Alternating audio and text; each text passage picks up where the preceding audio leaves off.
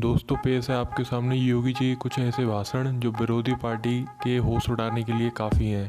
हमारे चैनल को subscribe, like और कमेंट करें। भाइयों बहनों, उत्तर प्रदेश, यहाँ दिल्ली के बहुत सारे लोग जाते होंगे हरिद्वार में कांवड़ यात्रा में। पहले कांवड़ यात्रा में कांग्रेस की सरकार रही हो, कांग्रेस के जितने भी सहयोगी दल है, केजरीवाल के नेतृत्व के जितने भी इनके सहयोगी दल हैं जो इनके लिए वोट मांग रहे हैं, इनकी सरकारें उत्तर प्रदेश में रही हैं। इन्होंने कांवड़ यात्रा उत्तर प्रदेश के अंदर बंद कर दी थी, नहीं चलने देते थे, प्रतिबंध लगा दिया। डीजे नहीं बजेगा, शंख नहीं बजेगा, घंट नहीं बजेगा, घड़ियाल नहीं बजेगा, पंडाल नहीं लगेंगे। तो जब मेरे पास ये प्रस्ताव आया कि पहले ये होता था, मैंने कहा भाई ये भगवान शिव की भक्तों की यात्रा है, ये शव यात्रा नहीं है।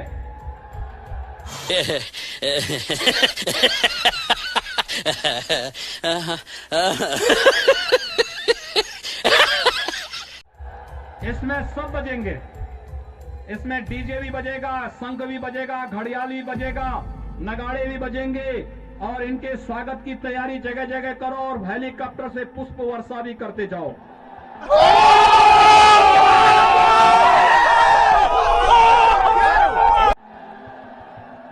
कोई प्रतिबंध नहीं। लोगों ने कहा कि इतनी बड़ी संख्या में श्रद्धालु आएंगे, दिल्ली से, राजस्थान से, पंजाब से, हरियाणा से, उत्तराखंड से, उत्तर प्रदेश से, अन्य राज्यों से आएंगे, कौन सुरक्षा देगा? अरे हमने कहा ये हमारी जिम्मेदारी है सुरक्षा देना। लोगों ने कहा कि लोग हमला करेंगे, तो हमने एक बात कही, भाइयों बहनों, मैंने बात साफ कही। मैंने कहा देखो भाई, भगवान शिव की भक्तों की यात्रा है, कोई व्यवधान डालना चाहता है तो उसको तय करना है। अगर वो व्यवधान डालेगा हम उसको गोली से समझाएंगे, व्यवधान डाल करके दंगा कराएगा तो गोली उसको समझा देगी।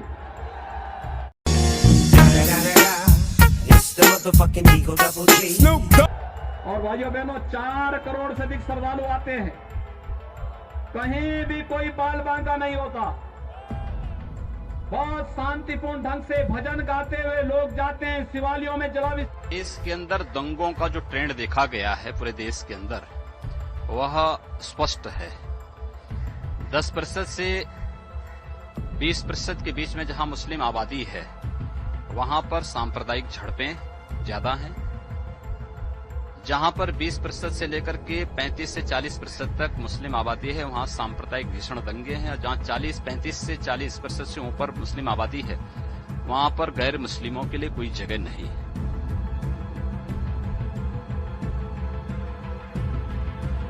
इस देश के अंदर वामपंथी विचारधारा के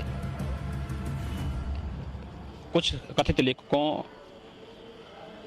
और कलाकारों ने जिस प्रकार से अब भारत विरोधी स्वर ही, यानी अब भाजपा का नहीं बल्कि भारत विरोधी स्वर ही उठाना शुरू किया है, दुर्भाग्य से उस स्वर के साथ शाहरुख खान जैसे लोगों के भी स्वर मिले हैं। और ये पहली बार नहीं हो रहा है, इससे पहले भी इस प्रकार की हरकतें उनके द्वारा हुई हैं।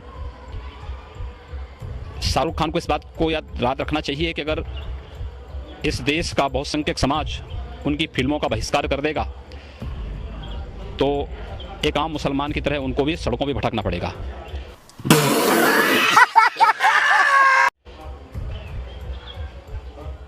मुद्दों पर, तथ्यों पर बात होनी चाहिए।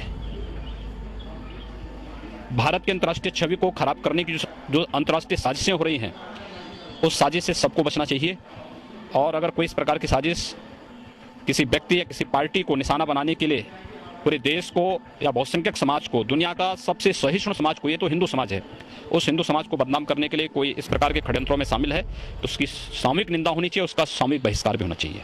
पाक आतंकी और मुंबई ब्लास्ट का मुख्य आरोपी है हाफिज सईद ने जो है कहा है कि अगर ऐसे लोग शाहरुख खान हो या फिर जो साहित्यकार हैं वो लोग अगर असुरक्षित महसूस कर रहे हैं भारत में तो वो पाकिस्तान आ सकते हैं। निमंत्रण दो, बखूबी जाएं लोग, हम भी इसका स्वागत करेंगे कि ये लोग जाएं।